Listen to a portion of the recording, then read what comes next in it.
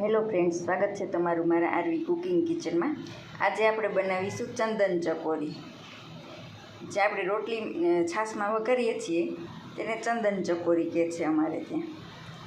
તો તેના માટે મેં એક મીડિયમ સાઇઝની ડુંગળી ઝીણી ઝીણી કટિંગ કરી છે, આદુ લસણની પેસ્ટ બનાવી છે, એક લીલું મરચું લીધું છે અને 7-8 લીમડાના પત્તા લીધા છે।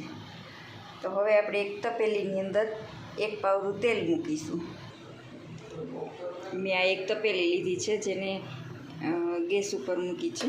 આપણે ગેસ ચાલુ કરીશું। હવે તેમાં 1 પાવડું તેલ મૂકીશું આપણે।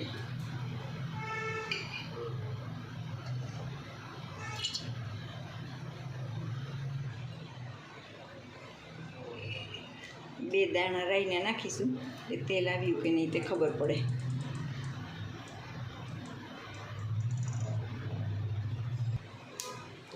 હવે આપણું તેલ આવી ગયું છે, તેમાં આપણે થોડી રાઈ નાખીશું, થોડું જીરું નાખીશું અને ચપટી હિંગ નાખીશું। ગેસની ફ્લેમ આપણે મીડિયમ કરી નાખીશું। હવે તેમાં લીમડાના પત્તા નાખીશું। ત્યાર પછી આપણે જે આ બધું કટિંગ કરીને રાખ્યું છે તે અંદર ઉમેરીશું।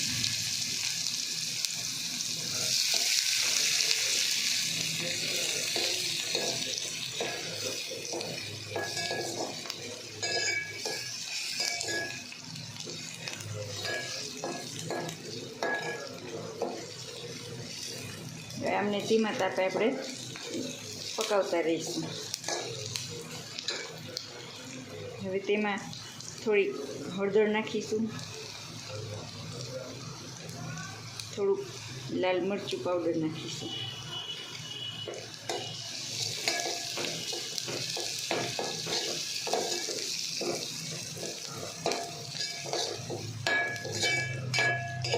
ચટણી આપણે જેવું તીખું જોઈએ તે પ્રમાણે ઉમેરવાની।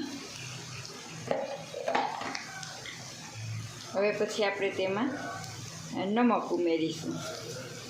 અડધી ચમચી જેટલું નમક નાખ્યું છે। પછી આપણી છાશ જેવી ખાટી હોય અને આપણે જેવું ખાટું મીઠું જોઈએ એ પ્રમાણે નાખવાનું।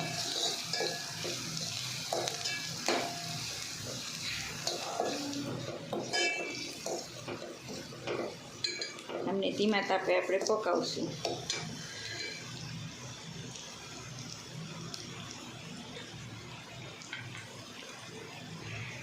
મારી પાસે થોડી ખાટી મીઠી છાશ છે એટલે હું એમાં આટલી પોણી ચમચી જેટલી ખાંડ ઉમેરીશ।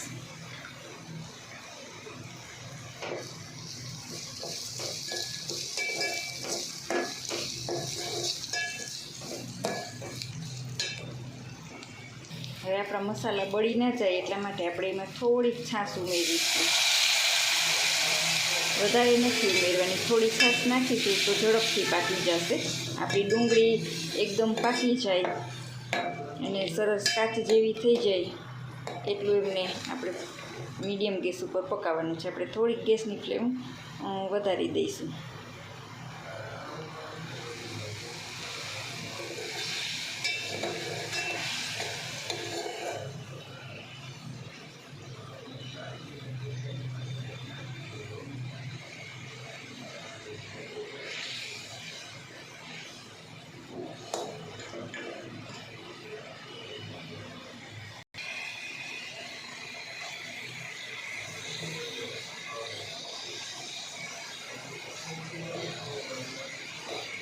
અમારે થોડીક વધારે પાકેલી જોઈએ ડુંગળી, એટલે થોડીક વાર હજી પકાવીશું। એકદમ સરસ ગળી જાય ત્યાં સુધી એમને આપણે આમ જ પકાવતા રહીશું।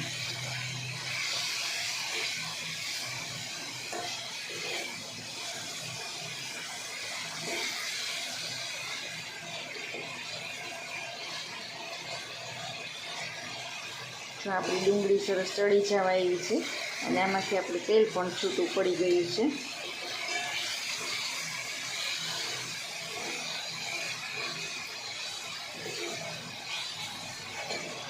તો મારે 5 રોટલી વઘારવાની છે એટલા માટે હું એમાં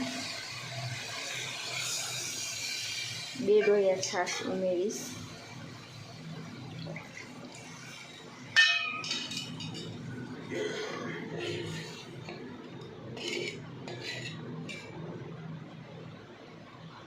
હવે આપણી છાશ ઉકળે ત્યાં સુધીમાં આપણે રોટલીના નાના નાના ટુકડા કરી લઈશું.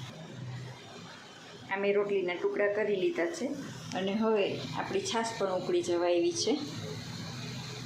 તો હવે આપણે આ રોટલીના ટુકડા એવા ઉમેરી દઈશું.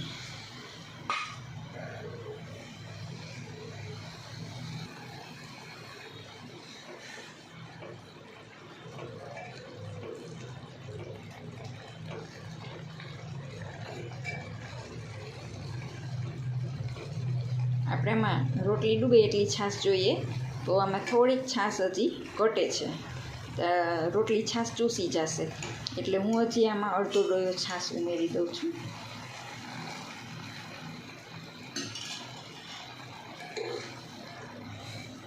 થોડુંક મીડિયમ ઢીલું હોય તો આપણને ખાવાની મજા પડે છે.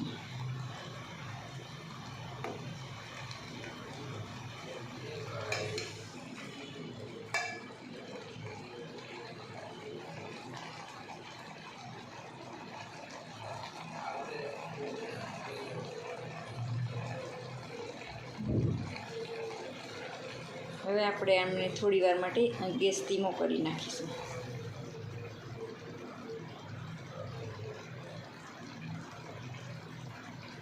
જો આપણી આ રોટલી હવે એમાં પાકી ગઈ છે. એમને બહુ હલાવવાનું નથી, નહીંતર તે ચીકણું થઈ જાય છે.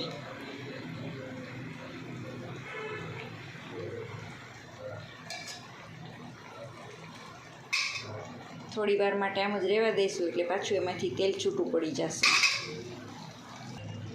જો ફ્રેન્ડ્સ, હવે આમાં આપણું તેલ છૂટું પડી ગયું છે. તો હવે તેમાં હું અડધી પોણી ચમચી જેટલું ધાણા જીરું ઉમેરી દઈશ અને ઉપરથી થોડી ધાણા ભાજી નાખી દઈશું.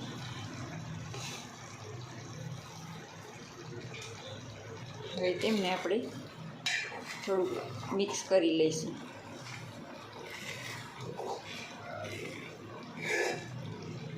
તો જો આ ધીમે ધીમે છાશ પણ ચૂસી ગયું છે એટલે મીડિયમ ઘાટું થઈ ગયું છે.